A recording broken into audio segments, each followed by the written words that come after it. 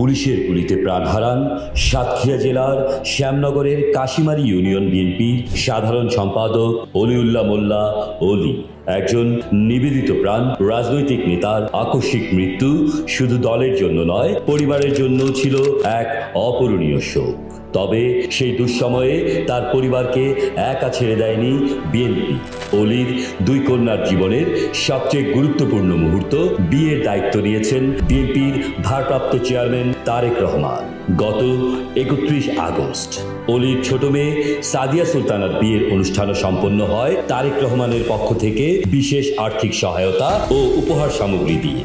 এর আগেও বড় মেয়ে নাইমা সুলতানার বিয়ের দায়িত্ব নিয়েছিলেন তিনি।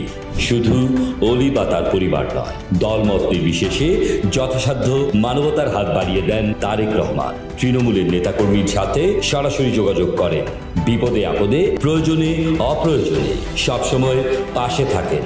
তাই নেতাকর্মীদের কাছে বিএনপি শুধু একটি রাজনৈতিক দল নয়, এটি নেতাকর্মীদের দুঃসময়েও পাশে দাঁড়ানো একটি পরিবার। আর পুলিশের গুলিতে নিহত অলির দুই কন্যার বিয়ের দায়িত্ব নেওয়া শুধু একটি পারিবারিক সহায়তা নয়, এটি প্রমাণ করে বিএনপির মানবিক ও পারিবারিক নেতৃত্বের শক্তি।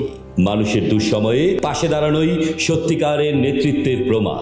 আর অলির পরিবারকে ঘিরে বিএনপির ভারপ্রাপ্ত চেয়ারম্যান তারেক রহমানের এই দায়িত্বশীলতা হয়ে থাকবে মানবিক নেতৃত্বের এক উজ্জ্বল দৃষ্টান্ত।